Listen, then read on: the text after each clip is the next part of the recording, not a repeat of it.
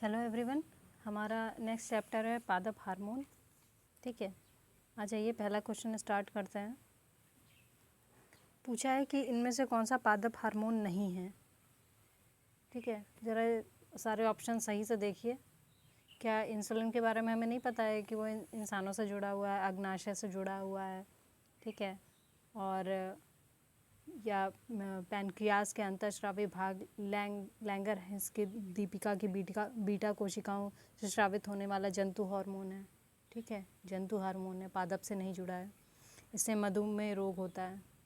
ठीक, तो ठीक है, ये वाला हो गया। लेकिन हमें ये पता होना चाहिए कि पादप हार्मोन कौन कौन सा है। तो साइटोकाइनिन है, इथिलीन है और जिब्रेलिन है। Cytokinin, ethylene, gibberellin. ठीक, अगला क्वेश्चन सेम है, इसमें उल्टा पूछ लिया है, मतलब कि पादप हार्मोन कौन सा है। तो हमने साइटोकाइनिन देख लिया है। और ये यूपीपीसीएस प्री 2015 का क्वेश्चन है, ऊपर वाला 2011 का क्वेश्चन है। ठीक है, तो ऐसा है कि इस तरह के क्वेश्चन आते रहते हैं। और इसके अलावा इसमें जो पादप हार्मोन है उसके 5 वर्ग बताए गए हैं, कौन कौन सा है। एब्सिसिक अम्ल, ऑक्सिन, एथिलीन, साइटोकाइनिन और जिब्रेलिन। साइटोकाइनिन, जिब्रेलिन हमने देख लिया। हमें याद करना है एब्सिसिक अम्ल, ऑक्सिन और एथिलीन। अगला आ जाइए, क्वेश्चन नंबर 3 फिर से पादप हार्मोन पूछा है। ये 2016 का क्वेश्चन है, देखते रहिए। ठीक है, क्वेश्चन नंबर 4 वृद्धि हार्मोन यानी पादप प्लांट कौन सा है। तो साइटोकाइनिन है। क्वेश्चन नंबर 5 मिलान करना है। अब साइटोकाइनिन, ठीक है, इसका विभाजन देख लीजिए, कोशिका विभाजन। जिब्रेलिन कोशिका वृद्धि, ऑक्सिन शिखर प्रधानता और एब्सिसिकम वृद्धि अवरोधक।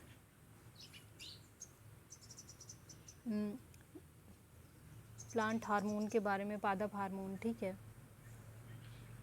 एक जगह ऊपर थोड़ा सा शायद कहीं कंफ्यूजन, एक सेकंड रुक जाइए। चौथे वाले क्वेश्चन में पूछा है कि वृद्धि हार्मोन है, तो साइटोकाइनिन का नाम दिया है। ठीक है, और इसमें नीचे वाले में दिया है साइटोकाइनिन कोशिका विभाजन। ठीक है, ये दोनों ही सही हैं, लेकिन इनके अपने अपने, जैसे हमें सिर्फ एक काम तो नहीं हो सकता ना साइटोकाइनिन का। ठीक है, इसे ऐसे ही याद कर लेना है। फिर से एक बार देख लीजिए, ऑक्सिन शिखर प्रधानता, जिब्रेलिन कोशिका वृद्धि, साइटोकाइनिन कोशिका विभाजन और एब्सिसिक अम्ल वृद्धि अवरोधक। एब्सिसिक अम्ल वृद्धि अवरोधक 2 याद कर लीजिए, ऑक्सिन याद कर लीजिए एक तो, शिखर प्रधानता, और जिब्रेलिन कोशिका वृद्धि, जिब्रेलिन कोशिका वृद्धि। ठीक है, विभाजन की बात आएगी या वृद्धि हार्मोन की बात आएगी तो भी साइटोकाइनिन होगा। ठीक है, आ जाइए क्वेश्चन नंबर 6। ओके, पूछा है कौन सा पादप हार्मोन है, अभी हमने देखा वही है। पादप, इसका एक्सप्लेनेशन देखिए। पादप हार्मोन पौधों में प्राकृतिक रूप से उत्पन्न होने वाले विशेष कार्बनिक यौगिक होते हैं। ठीक है, ये परिवहन के उपरांत पौधों के विभिन्न अंगों में अति लघु मात्रा में पहुंचकर क्या करते हैं, परिवहन के बाद पौधे के जो भी भाग हैं उनमें बहुत कम मात्रा में पहुंचकर वृद्धि एवं अनेक उपापचयी क्रियाओं को प्रभावित और नियंत्रित करते हैं। ऑक्सिन, जिब्रेलिन, साइटोकाइनिन, एब्सिसिक अम्ल एवं एथिलीन पादप हार्मोन के प्रमुख उदाहरण हैं। एथिलीन भी है। ठीक है, क्वेश्चन नंबर 7 सूखा सहिष्णुता से संबंधित हार्मोन है, तो यह है एब्सिसिक अम्ल। सूखे के प्रति सहनशील पौधे सूखे की परिस्थितियों में एब्सिसिक अम्ल नामक पादप हार्मोन का संश्लेषण करते हैं, जिससे उन्हें जल को संरक्षित करने में मदद मिलती है। बहुत गर्मी जब पड़ती है, ठीक है, तो देखते हैं बहुत सारे पौधे सरवाइव कर जाते हैं। हो सकता है जो राजस्थान अपना है उधर जो पौधे सरवाइव कर जाते हैं उनका भी एक रीज़न ये हो, एब्सिसिक अम्ल। ठीक है, क्वेश्चन नंबर 8 गैसीय स्थिति में पाए जाने वाला हार्मोन है, तो ये है एथिलीन। एथिलीन क्या है, गैसीय अवस्था में पाए जाने वाला पादप हार्मोन। क्वेश्चन नंबर 9 हरे पौधों को कृत्रिम ढंग से पकाने हेतु कौन सी गैस, हरे फलों को पकाने के लिए कौन सी गैस प्रयोग की जाती है, तो ये है एसिटिलीन। ये पहले ही बहुत पूछा जाता था ना। देखिए, वैसे तो एसिटिलीन जो है वो गैसों से फलों को पकाने के लिए प्रतिबंधित है, ठीक है, और ये धारा लगती है इसमें, एक्ट ये है, ठीक है, रूल। फलों को पकाने में प्रयुक्त होने वाले कैल्शियम कार्बाइड में अब जो नॉर्मली जो कैल्शियम कार्बाइड ही यूज़ करते हैं उसमें क्या क्या आर्सेनिक और फास्फोरस पाया जाता है, ठीक है। कैल्शियम कार्बाइड वातावरण में मौजूद नमी से प्रतिक्रिया कर एसिटिलीन गैस बनाती है जिससे फल पकता है। फलों को कृत्रिम रूप से पकाने हेतु कार्बाइड के मुकाबले एसिटिलीन को अधिक सुरक्षित और एथिलीन को अधिक सुरक्षित और स्वीकार माना जाता है। दो या तीन नाम आए हैं इसमें। देखिए, एक तो कैल्शियम, इसमें एक तो ये कैल्शियम कार्बाइड आ गया, ठीक है, एसिटिलीन आ गया और एथिलीन आ गया, ये है एथिलीन।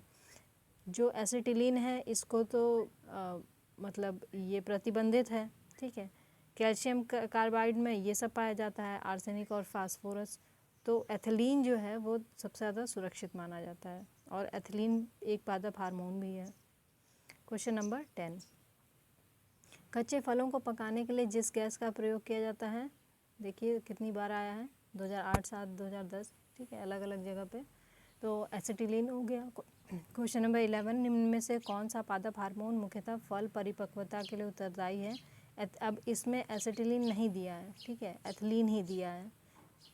यही मेन चीज़ है कि किसमें क्या दिया है। अगर यहाँ पे एसिटिलीन और एथिलीन दिया होता तो हम मेनली एथिलीन को मानते, क्योंकि एसिटिलीन तो वैसे भी प्रतिबंधित है, या फिर हो सकता था उसमें टाई हो जाता, क्वेश्चन मार्क लग जाता। लेकिन फ़िलहाल एथिलीन एसिटिलीन जो भी जहाँ भी आ रहा है वही सही है। क्वेश्चन नंबर 12 आ जाइए। फलों को कृत्रिम रूप से पकाने के लिए क्या होता है? एथिलीन होता है, हमने अभी देखा, ठीक है। Baking soda, sodium bicarbonate. मुझे बेकिंग सोडा ऐसा याद रहता है कि बेकिंग को मैं जोड़ देती हूँ बाई से, बेकिंग बाई। जो बाई है वो क्या करती है? खाना बनाती है। बाई का नहीं, बाई, ठीक है, जो बाई है वो खाना बनाती है, तो बेक करती है, ठीक है, ऐसे याद किया है मैंने। शीतल पेय जो होता है कार्बन डाइऑक्साइड होता है, और क्वार्ट्ज क्या होता है? सोडियम सिलिकेट होता है। क्वार्ट्ज क्या कहते हैं? Sodium silicate. क्वेश्चन नंबर 13, टमाटर के बीज रहित फल का उत्पादन संभव है कहाँ, किसमें? पुष्पों पर हार्मोन छिड़कने से। मतलब ये पूछ रहा है कि बीज वाले जो होते हैं ना नॉर्मली, उनके वाले नहीं, दूसरे वाले जो होते हैं, जो बिना बीज वाले टमाटर होते हैं, तो उसमें वो कैसे होते हैं? तो पुष्पों पे वो हार्मोन छिड़क दिया जाता है, उससे नहीं होता है। टमाटर, संतरा, नींबू, केला इत्यादि के फलों में बिना परागण के भी फल का विकास हो सकता है। ये फल बीज रहित यानी सीडलेस होते हैं। यदि पुष्पों की कली से पुंकेसर निकाल कर वर्तिकाग्र के ऊपर ऑक्सिन का लेप लगा दिया जाता है तब वो बीज रहित फल बन जाता है। आ जाइए, ये वाला चैप्टर हमारा कंप्लीट हो गया है। पादप हार्मोन वाला चैप्टर देख लीजिए। ये एक पुष्प का भाग, मतलब बहुत सारे आपने हाई स्कूल इंटर में कहीं कहीं पढ़ा होगा, अगर बायोलॉजी लिया होगा तो, ठीक है।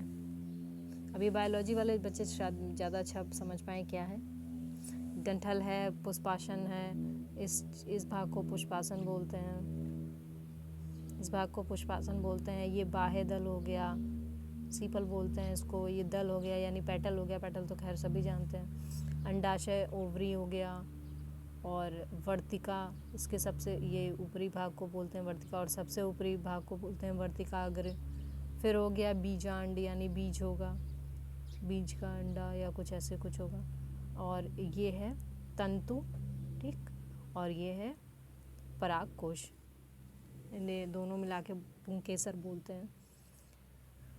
ओके, तो हम आ जाते हैं फर्स्ट क्वेश्चन पे।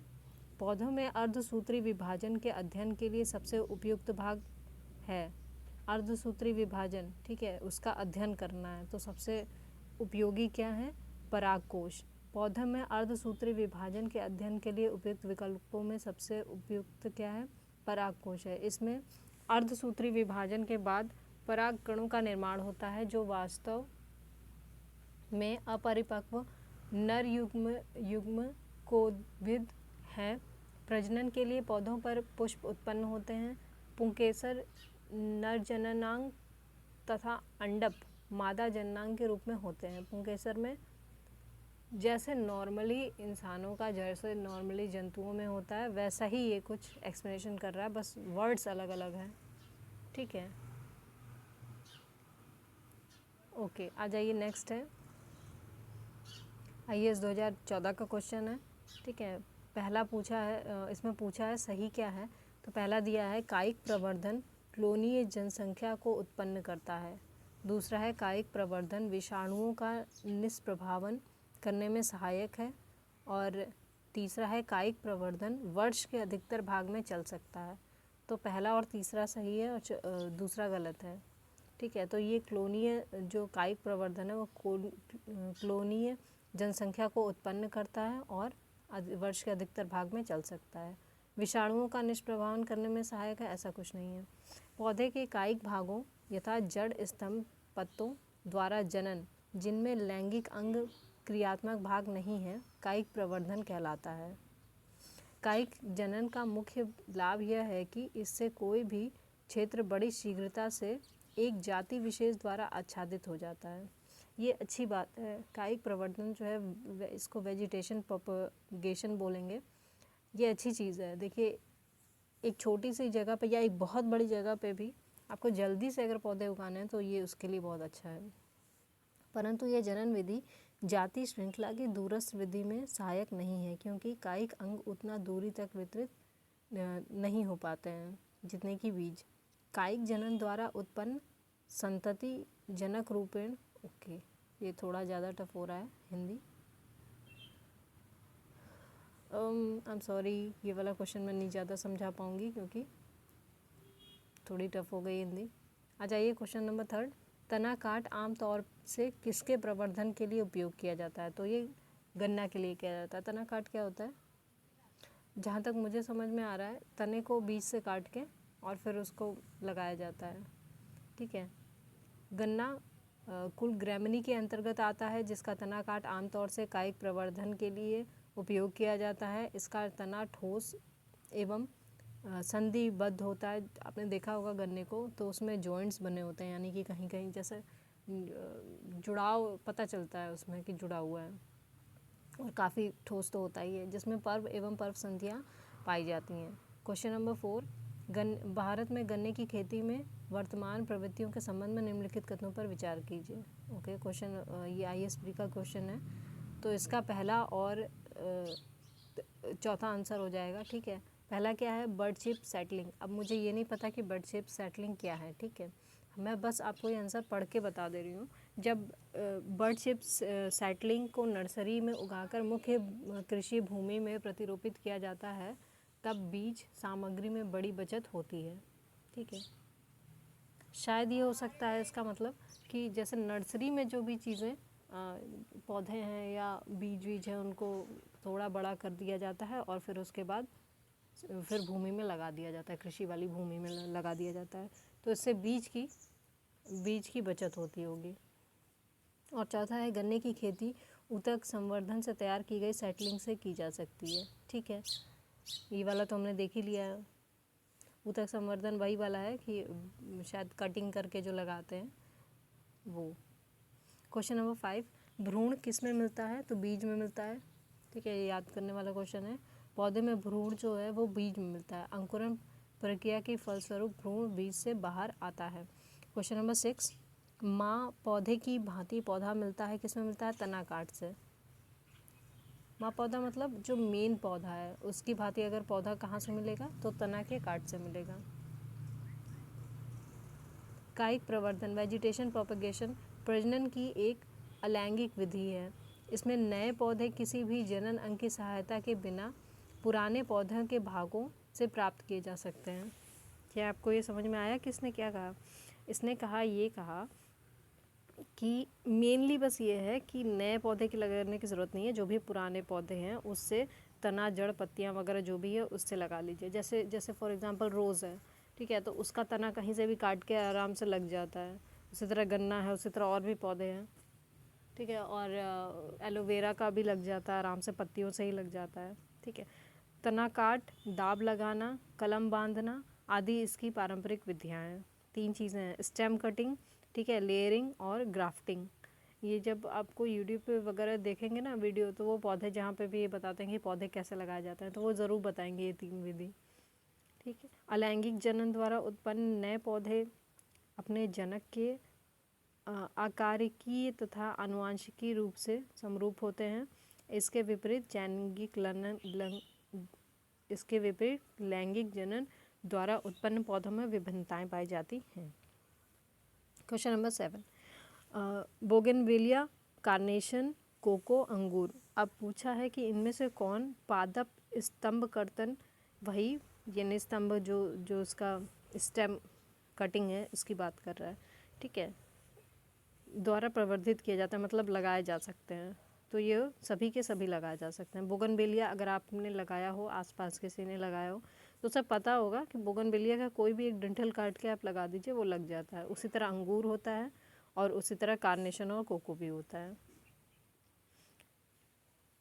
बोगनविलिया, कार्नेशन, गुलाब, अंगूर, देखिए गुलाब के बारे में दिया भी है।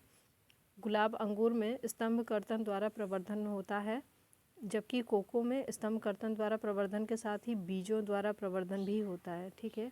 कोको वाला होता है जिससे कॉफ़ी बनती है, कॉफ़ी, चॉकलेट वगैरह सब बनती है। इसके बीजों को सर्वप्रथम नर्सरी में उगाते हैं, तत्पश्चात इन नवजात पौधों को मृदा में 4 फीट की दूरी पर प्रत्यारोपित कर देते हैं, ट्रांसप्लांट कर देते हैं, ठीक है। ये समझ में आ गया। क्वेश्चन नंबर 8 आ जाइए। मौसमी के पौधे का प्रवर्धन कलमबंद तकनीक द्वारा होता है। तो ये ठीक बात है, मौसमी का जो पौधा होता है उसमें प्रवर्धन कलमबंद तकनीक का प्रयोग करते हैं। और दूसरा है चमेली के पौधे का प्रवर्धन दाब तकनीक द्वारा होता है। देखिए 2 विधियां हैं, कलमबंद तकनीक और दाब तकनीक, ठीक है। तो इससे क्या होगा, मौसमी के पौधे, और दाब तकनीक से चमेली का पौधा। दाब तकनीक में पौधे की तना शाख को दबाकर भूमि से संपर्क कराया जाता है, कुछ दिनों में तना शाखा में जड़ें उग जाती हैं, ठीक है। इसे अलग कर नए पौधे के रूप में उगा लिया जाता है। चमेली के पौधे का प्रवर्धन इसी प्रकार किया जाता है, जबकि मौसमी पौधे का प्रवर्धन कलमबंद तकनीक से किया जाता है। ओके, क्वेश्चन नंबर 9, पौधे में गूटी लगाने का कार्य किस उद्देश्य की पूर्ति होती किया जाता है? वनस्पतिक प्रसारण के लिए। देखिए ये वाले चैप्टर्स जो है ना, इसमें बहुत ज़्यादा दिमाग लगाने की ज़रूरत नहीं है, बहुत ज़्यादा दिमाग नहीं लगाना है, वो जो कह रहा है बस उसको समझ लीजिए, ठीक है। वो तकनीक की बात कर रहा है, वो तकनीक को आप समझ लीजिए, किस पौधे में किस तरीके की तकनीक के बारे में पूछ रहा है तो वो समझ लीजिए, बहुत नहीं लगाना दिमाग। अब ये 9th क्वेश्चन RO में आया हुआ है, 2021 का ही क्वेश्चन है, बहुत पुराना क्वेश्चन नहीं है। पौधे में गूटी लगाने का कार्य किस उद्देश्य की पूर्ति हेतु किया जाता है? तो वानस्पतिक प्रसारण के लिए। ओके, देखिए इसमें क्या लिखा है। पौधों में गूटी लगाना कृत्रिम कायिक प्रवर्धन की एक तकनीक है जो वानस्पतिक प्रसारण हेतु किया जाता है। इसमें मूल पौधे के जुड़े रहने के दौरान हवाई तनों में जड़ों को विकसित होने दिया जाता है। वर्षा ऋतु में इसका इस्तेमाल नींबू, संतरा, अमरूद, लीची आदि के विकास हेतु किया जाता है। अभी हमें ये पता है कि नींबू, संतरा, अमरूद इन सब में किया जाता है, ठीक है, ठीक है। तो एक बार अगर हम जाके यूट्यूब पे देख लें कि नींबू या संतरे का पौधा कैसा लगाया जाता है, इनमें से किसी भी पौधा कैसा लगाया जाता है, तो ये हमें समझ में आ जाएगा कि गूटी लगाने का मतलब क्या कह रहा है वो। अब इसके अनुसार जो एक्सप्लेन किया है वो ये बता रहा है कि जो मूल पौधे से जुड़े रहने के दौरान, जब मूल पौधे से जुड़ा रहता है तो हवाई तनों में, जो भी हवा में जो भी तने हैं, ठीक है, में जड़ों को विकसित होने दिया जाता है, उसमें जड़ें विकसित हो जाती हैं, ठीक। और इसी तरह ये कृत्रिम विधि है, इसे गूटी लगाना बोलते हैं। क्वेश्चन नंबर 10, यदि किसी उभयलिंगी पुष्प में पुमंग और जायांग अलग अलग समय पर परिपक्व होते हैं तो इस तत्व को क्या कहते हैं? इसको कहते हैं भिन्न काल पक्वता। उभयलिंगी पुष्प में पुमंग तथा जायांग के अलग अलग समय पर परिपक्व होने की घटना परिपक्वता या भिन्न काल परिपक्वता कहलाती है, जो कि 2 प्रकार की, पहली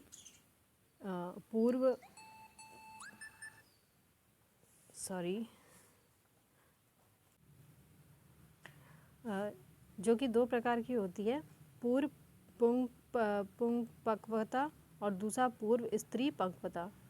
पूर्व पुंपक्वता में परागकोश अंडाशय के से पूर्व पकते हैं, जबकि पूर्व स्त्री पक्वता में अंडाशय परागकोश से पहले पकता है अर्थात परिपक्व होता है। क्वेश्चन नंबर 11, एक ही पौधे के एक पुष्प के परागकोश से परागकण का उसी पौधे के दूसरे पुष्प की वर्तिकाग्र में स्थानांतरण क्या कहलाता है? सजात पुष्पी परागण। ठीक है, इससे बहुत ज़्यादा इस वाले चैप्टर से बहुत ज़्यादा क्वेश्चन तो नहीं बने हैं, लेकिन एक क्वेश्चन आपने देखा कि बना था। ठीक है, यूपी पीसीएस आरओ पीसीएस नहीं सॉरी यूपी आरओ में।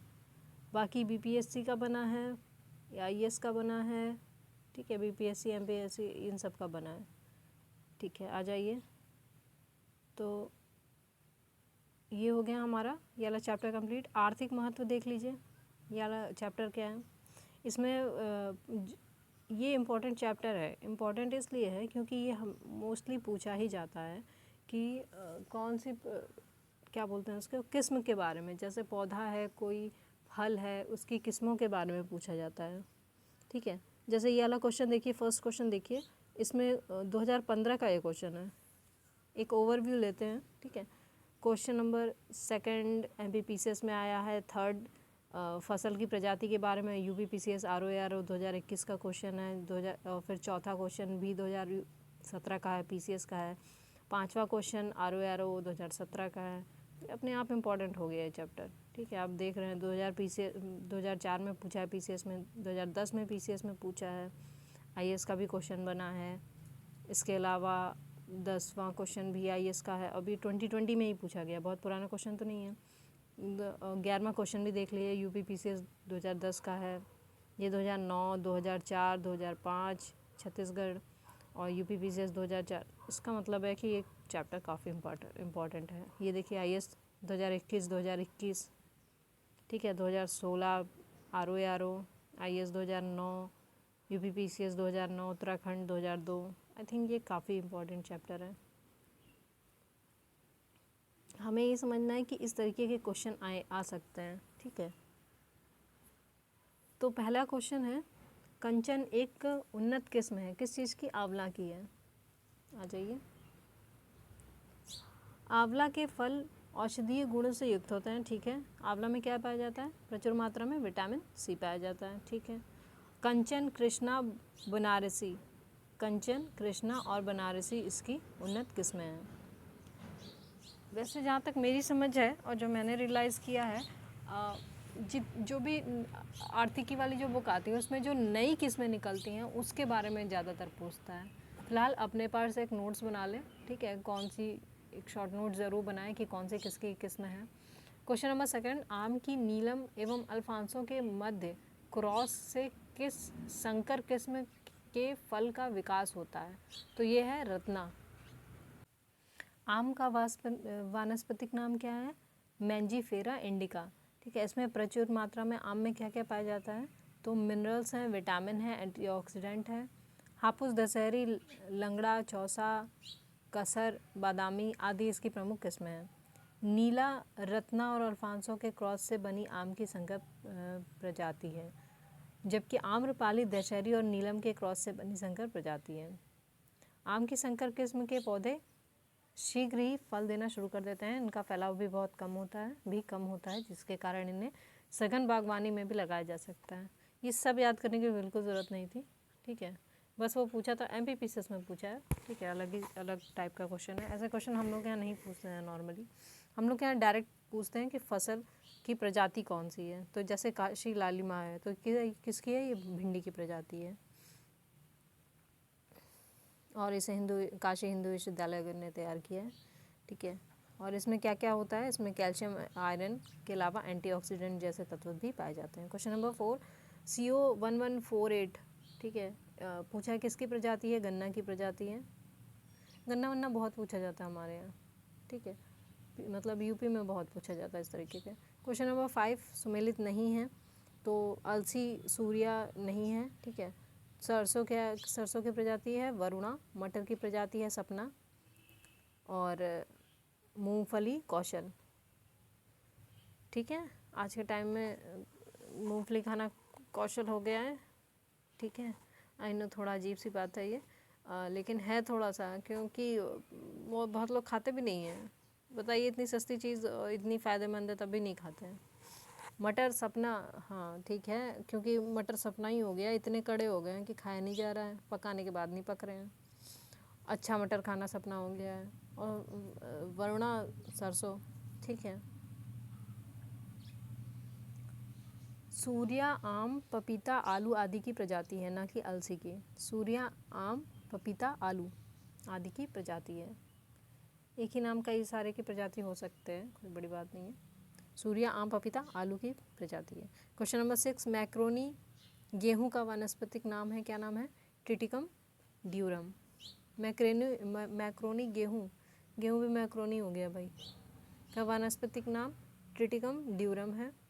मैक्रोनी गेहूं की एक टेट्राप्लाइड प्रजाति है।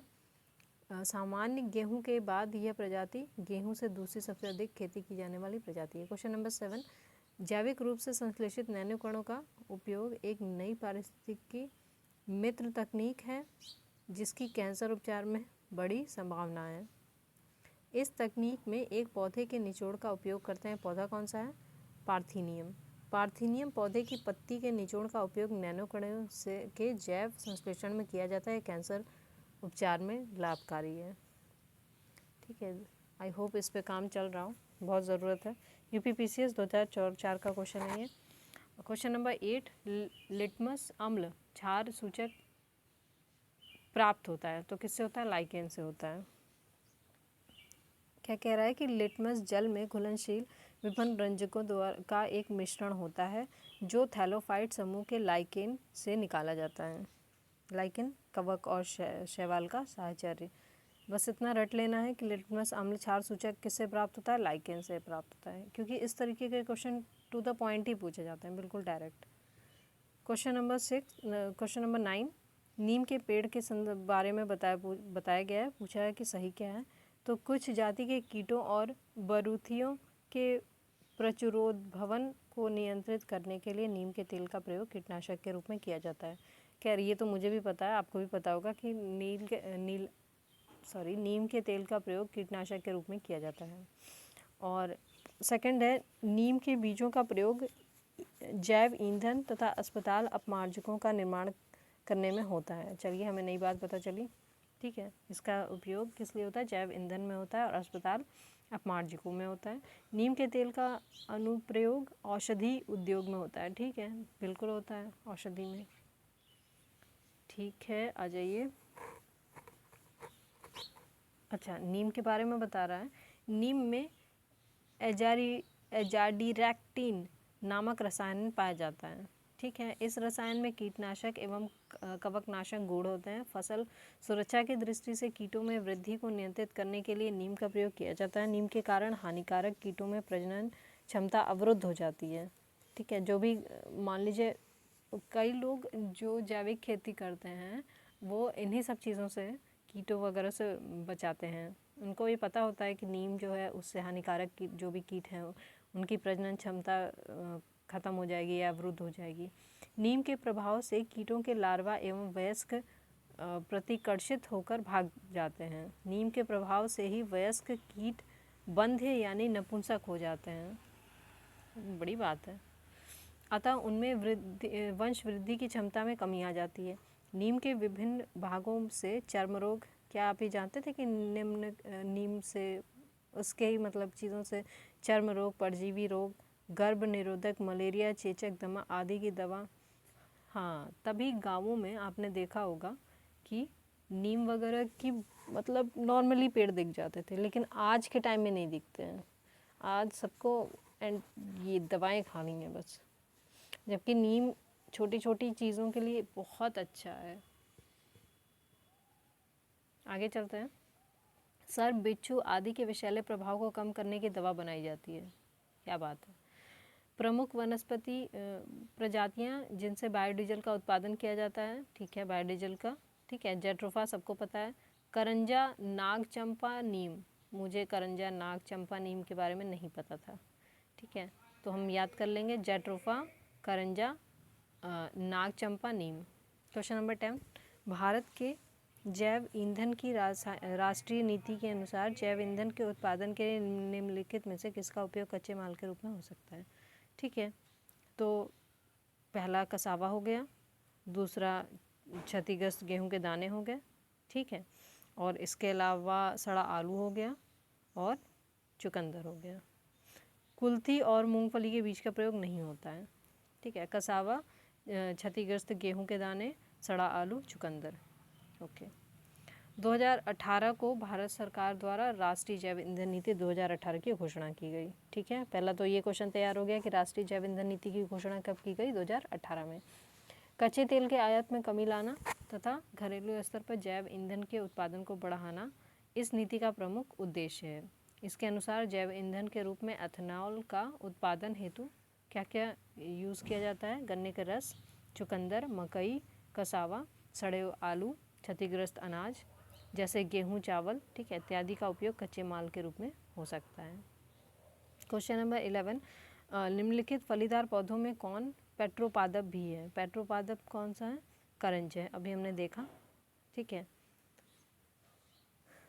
प्रश्नगत पौधों में करंज फलीदार होने के साथ साथ पेट्रोपादप की श्रेणी में भी आता है। करंज, जिसका जैविक नाम क्या है? पोगैमिया पिन्नेटा है, के बीजों से पोगैमिया तेल प्राप्त होता है जो कि बायोडीजल का स्रोत है। खैर, हमने ये याद कर लिया कि करंज से बायोडीजल वगैरह प्राप्त होता है। पेट्रोपादप हो गया वो। क्वेश्चन नंबर 12, वह पौधे जिन्हें सामान्य तौर पर क्रॉप्स के रूप में जाना जाता है, ठीक है, सेम क्वेश्चन है। अब बस उसमें पूछा है कि वो किस चीज़ में धनी होते हैं, ऐसा क्या होता है उनमें। तो ये हो गया हाइड्रोकार्बन्स होते हैं उनमें और लिपिड्स होते हैं, हाइड्रोकार्बन्स और लिपिड्स। पेट्रोक्रॉप्स में मुख्यतः हाइड्रोकार्बन, ठीक है, और लिपिड प्रचुर मात्रा में पाया जाता है। जैट्रोफा नामक पौधा पेट्रोक्रॉप्स के अंतर्गत आता है, ठीक है, ये तो हमें समझ में आ गया। क्वेश्चन नंबर 13, देश का पहला बायोडीजल संयंत्र कहाँ लगाया गया था? आंध्र प्रदेश में लगाया गया था, 2004 का क्वेश्चन है, करंट अफेयर का है, इग्नोर। बायोडीजल बनाने में किस वनस्पति का उपयोग किया जाता है? तो रतन जोत का इस्तेमाल किया जाता है, रतन जोत या जैट्रोफा, उसको भी वही एक ही चीज़ है। इस पौधे के बीज से बायोडीजल प्राप्त किया जाता है जो कि ऊर्जा के रूप में प्रयोग किए जाते हैं। ईंधन का महत्वपूर्ण स्रोत होने के कारण इसकी कृषि की तरफ अत्यधिक ध्यान दिया जाता है। यह एक आवृतबीजी पादप है जिसके जीवन काल में अन्य नकदी फसलों के अपेक्षा कम जल की आवश्यकता पड़ती है। क्वेश्चन नंबर 15, निम्न में से कौन सा बायोडीजल पौधा है? रतनजोत है। क्वेश्चन नंबर 16, बायोडीजल, ठीक है, जैट्रोफा। क्वेश्चन नंबर 17, ताड़ तेल यानी पाम ऑयल के बारे में पूछा है और पूछा है कि क्या सही है। पहला है ताड़ तेल वृक्ष दक्षिण पूर्व एशिया में प्राकृतिक रूप से पाया जाता है, ये नहीं है सही, प्राकृतिक रूप से नहीं पाया जाता है क्योंकि ये अफ्रीकी मूल का पौधा है। हमें भी सबको ये लगता था ना अभी तक दक्षिण पूर्व एशिया में मिलता है, इंडोनेशिया और इधर जो भी थाईलैंड और ये सब में, लेकिन ये अफ्रीकी मूल का पौधा है। ताड़ तेल लिपस्टिक और इत्र बनाने वाले कुछ उद्योगों के लिए कच्चा माल है, ठीक है। और इसके अलावा ताड़ तेल का उपयोग जैव डीजल के उत्पादन में किया जाता है, ये भी ठीक है, ठीक है। खाना पकाने से लेकर वाहनों के ईंधन के तौर पर तथा सौंदर्य प्रसाधन, लिपस्टिक, लोशन आदि में इसका इस्तेमाल किया जाता है। और भारत सरकार ने एक मिशन की घोषणा की थी, पाम ऑयल मिशन, कब की थी? अगस्त 2021 में की थी। क्वेश्चन नंबर 18, मोरिंगा एक फलीदार सदापर्णी वृक्ष है, इमली का पेड़ दक्षिण एशिया स्थानिक वृक्ष है और भारत में अधिकांश इमली लघु वनोत्पाद के रूप में संग्रहित की जाती है। भारत इमली और मोरिंगा के बीज निर्यात करता है। मोरिंगा और इमली के बीजों का उपयोग जैव ईंधन के उत्पादन में किया जाता है। ओके, तो हमारा सही हो जाता है ये कि भारत में अधिकांश इमली लघु वनोत्पाद के रूप में संग्रहित की जाती है। उसके अलावा भारत में इमली और मोरिंगा के बीज निर्यात करता है भारत, और मोरिंगा और इमली के बीजों का उपयोग जैव ईंधन के उत्पादन में किया जाता है, ठीक है। भारत इमली एवं मोरिंगा के बीज किसको किसको भेजता है? अमेरिका, जर्मनी, चीन, कनाडा, दक्षिण कोरिया आदि देशों को भेजता है। इन बीजों का उपयोग बायोफ्यूल के रूप में किया जाता है। ठीक है, पता चल गया। ओके, क्वेश्चन नंबर 19, कस्कुटा यानी अमरबेल परजीवी आवृतबीजी का एक उदाहरण है। ठीक बात है, अमरबेल के बारे में पता होगा। ठीक है, पहली लाइन यही आती है अमरबेल के बारे में कि ये परजीवी आवृतबीजी का एक उदाहरण है। और इसके अलावा पूछा है कि यह पोषी पौधों की पत्तियों से अपना पोषक प्राप्त करता है, तो ये सही नहीं है। अमरबेल ये एक परजीवी, ठीक है, आवृतबीजी पौधे का उदाहरण है। इसमें पत्तियों और पर्णहरिम का पूर्ण अभाव होता है। पत्तियों और पर्णहरिम का पूर्ण अभाव होता है। यह पीले दुबले तने वाला पूर्ण, एक सेकेंड,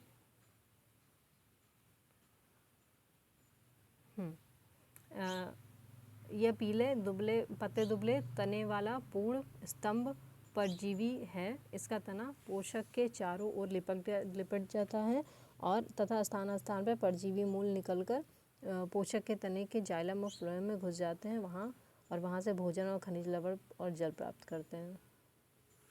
ठीक है, क्वेश्चन नंबर 20, ऊर्जा के वैकल्पिक स्रोतों के संदर्भ में एक व्यवहार्य जैव ईंधन एथेनॉल इनमें से किससे प्राप्त किया जाता है? तो गन्ना से प्राप्त किया जाता है, सभी जानते हैं। बायोडीजल की बात हो रही है, बायोफ्यूल की बात हो रही है। ठीक है, गन्ना।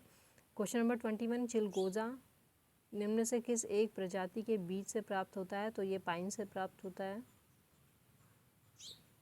चिलगोजे में क्या होता है? कार्बोहाइड्रेट होता है, प्रोटीन अधिक होती है तथा यह पाइन के बीज से प्राप्त होता है। क्वेश्चन नंबर 22, शीरा अति उत्तम कच्चा माल है, किस लिए?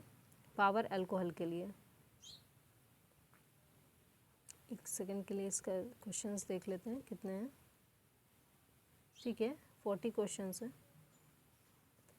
और हम 22 पे हैं। ओके, क्वेश्चन नंबर 23, शीतल पेयों जैसे कोला में पर्याप्त मात्रा में कैफीन होती है, सभी जानते होंगे अभी तो। ठीक है, कोल्ड ड्रिंक्स, कोला, ये जो भी है। निकोटीन तंबाकू की पत्तियों से प्राप्त होता है। ठीक है, ये निकोटीन हो गया, तो तंबाकू की पत्तियों से प्राप्त होता है। टैनिन कच्चे फलों में अधिक पाया जाता है। रेनिन जो होता है शिशुओं में दुग्ध को पचाता है। क्वेश्चन नंबर 24, कैफीन क्षारब उपस्थित रहता है चाय कॉफ़ी दोनों में। ठीक है, सभी जानते हैं आज के टाइम में। तो कैफीन एक एल्कलॉइड है जो कि एक मतलब स्फूर्ति देता है, मस्तिष्क को स्फूर्ति देता है, उत्तेजित करता है। जर्मन रसायन शास्त्री फ्रेडलिब फर्डिनेंड ने इसकी खोज 1819 में की थी। कॉफ़ी के बीजों के अतिरिक्त प्राकृतिक रूप से 60 से अधिक पौधों के पत्तियों, फलों, फलियों में अलग अलग मात्रा में पाया जाता है। इसके प्रमुख स्रोतों में काली फली, कॉफ़ी बीन या चाय की पत्ती है। क्वेश्चन नंबर 25, चाय की पत्तियों में विद्यमान सर्वाधिक महत्व का उत्तेजक कौन सा है? कैफीन है। ठीक, समुद्री घास निम्नलिखित तत्व का मुख्य तथा महत्वपूर्ण स्रोत है। किस लिए होती है समुद्री घास? आयोडीन होती है उसमें। और समुद्री घास के प्रकार भी दिया हुआ है, जैसे कि केल्प, नोरी, कम्बू, वैकम। ठीक है, और आयोडीन के प्रमुख अन्य स्रोत कौन से हैं? सी फूड, समुद्री खाद्य है, डेयरी उत्पाद भी है, विशेष रूप से दूध। क्वेश्चन नंबर 27, समुद्री खरपतवार किस लिए होती है? आयोडीन के लिए होती है। 28, इसमें पूछा है पादप उत्पाद हैं, तो कपूर, वनीला का पौधा देखा होगा आपने। ठीक है, नहीं देखा है तो कभी कभी देख लिया करिए। जैसे वो नहीं दिखाता है फूड शो वगैरह जो आते हैं उसमें दिखाता है। वनीला का एक पौधा होता है, उसमें छोटे छोटे बीज टाइप के होते हैं, वैसा होता है, छोटी छोटी पत्तियां या बीज जो भी कह लीजिए। क्वेश्चन और इसमें थर्ड है कासनी बोलते हैं, चिकोरी, मुझे नहीं पता चिकोरी क्या चीज़ है। कपूर जो होती है और सिनामोमम कैम्फोरा, एक सेकेंड, नामक वृक्ष की लकड़ी से बनाया जाता है। अच्छा, कपूर जो होता है वो कैम्फोरा नामक वृक्ष की लकड़ी से बनाया जाता है, जो एशिया में पाया जाने वाला एक सदाबहार वृक्ष है। मुझे नहीं पता था कि कपूर, आज से पहले ये नहीं पता था कि कपूर जो है वो पौधे से बनाया जाता है। कासनी एक जंगली हर्बल पौधा होता है जो यूरोप, उत्तरी अमेरिका, ऑस्ट्रेलिया में प्राकृतिक रूप से सड़कों के किनारे उगा पाया जाता है। वाह। और वनीला ऑर्किड जो होता है ऑर्किड फैमिली के पेड़ों से पाया जाता है, जिनकी प्रजातियां अमेरिका, एशिया, न्यू गुनिया और पूर्वी अफ्रीका में पाई जाती हैं। ठीक है। क्वेश्चन नंबर 29, निम्नलिखित में से कौन सा पदार्थ वृक्ष से प्राप्त किया जाता है? तो हींग प्राप्त किया जाता है। देखिए ये शिलाजीत जो है वो पहाड़ जैसा होता है। मान लीजिए कोई पहाड़ है, वहाँ पे कोई छोटे छोटे चट्टानों के रूप में होता है। सुहागा मुझे नहीं पता। हींग, ठीक है, हींग जो है वो पौधे से प्राप्त किया जाता है। हाँ, हींग मैंने एक बार देखा था, लेलन टॉप पे इसका बहुत अच्छा वीडियो पड़ा हुआ है, तो उसमें बताया था कि पूरा हींग कितने तरीके के होते हैं, कहाँ कहाँ से होता है। तो उसका पौधा होता है और बहुत रेतीली और बंजर ज़मीन जैसा होता है, वैसे वहाँ पे तो अफ़गानिस्तान वगैरह में देखा होगा आपने कैसी ज़मीन है वहाँ की। ठीक है, बंजर है पूरा, और उसी में कहीं कहीं पौधे उगते हैं और लोग दूर कई कई मील पैदल चलते हैं और पौधों में से हींग निकालते हैं। बहुत अच्छा वीडियो पड़ा है इसका ललन टॉप पे। ठीक है, यह जिस पौधों से प्राप्त की जाती है वह अम्बेली फेरी कुल से संबंधित है। फेरुला वगैरह, फेरुला बहुत सारे हैं। ठीक है, आदि की जड़ों से प्राप्त लेटेक्स को सुखाकर तथा राइजोम से हींग प्राप्त की जाती है। क्वेश्चन नंबर 30, केसर माला, ठीक है, बनाने के लिए पौधे का निम्नलिखित में से कौन सा भाग उपयोग में लाया जाता है? तो वर्तिकाग्र बोलते हैं, स्टिग्मा। कोई ऑप्शन डी सही हो जाएगा। ओके, ऑप्शन डी सही हो जाएगा। क्वेश्चन नंबर 31 देख लीजिए, इसे मिलान करना है। तो अफ़ीम अफ़ीम का फल होता है। ठीक है, बिहार वगैरह में पहले बहुत किया जाता था, अभी का मुझे पता नहीं है। बाकी हमारी पड़ोसी कंट्रियों में भी बहुत किया जाता है। ठीक है, अफ़ीम फल से प्राप्त किया जाता है। हींग जो होता है वो किससे किया जाता है? जड़ से, हींग जड़ से। ठीक है, रबड़ जो है वो तने से, और कुनैन जो है वो छाल से। एक बार फिर से देख लीजिए, अफ़ीम फल से, हींग जड़ से, रबड़ तना और कुनैन छाल। अफ़ीम का उत्पादन पेपेवर सोमनीफेरम के अधपके फलों के दूध से, हींग फेरुला प्रजाति के पौधों की जड़ों तथा राइजोम से, जबकि रबर पौधों के तनों से निकले तरल पदार्थ से, तथा कुनैन सिनकोना, कुनैन तो खैर पता होगा, सिनकोना के पौधे की छाल से प्राप्त किया जाता है। अगर हमें डी पता है तो क्या आंसर निकल जाता? नहीं निकलता, दो में कंफ्यूज होते हैं। ठीक है, आगे आ जाइए। हींग की प्राप्ति की जाती है, ठीक है, फलों जड़ों के निष्कर्षण से और पत्तियों के और फलों के निष्कर्षण से, जड़ और फल। ठीक है, जड़ और फल दोनों से की जाती है। क्वेश्चन नंबर 32 हो गया। 33, अफीम किस श्रेणी की दवा के अंतर्गत आता है? तो ये अवसादकारी, ठीक है, अवसादकारी स्वापक, डिप्रेशन नार्कोटिक ड्रग की श्रेणी के अंतर्गत आता है। इससे दर्द निवारक मॉर्फिन, हेरोइन ड्रग आदि का संश्लेषण किया जाता है। क्वेश्चन नंबर 34, मुख्य मच्छर विकर्षण पदार्थ किससे प्राप्त होता है? तो ये नीम से है।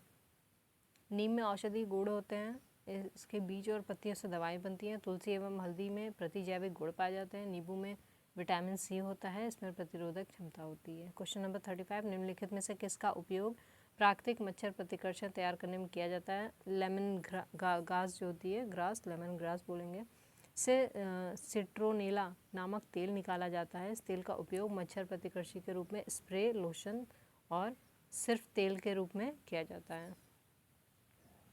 क्वेश्चन नंबर 36, तुलसी के पौधे का औषधीय महत्व निम्नलिखित में से किसकी उपस्थिति के कारण है? अभी ये हमें नहीं पता होगा ज़रूर। तो यह है फिनॉल और फ्लेवोनाइड की वजह से। अब फाइटो रसायन इसमें पाए जाते हैं जो क्या करते हैं?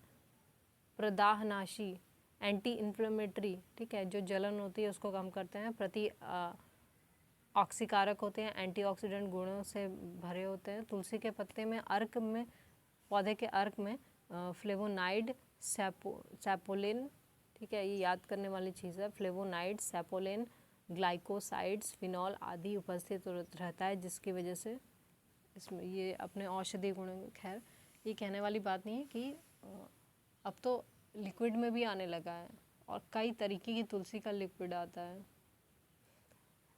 अच्छा है। क्वेश्चन नंबर 37, तुलसी के पौधे का औषधीय महत्व, एक बार फिर से।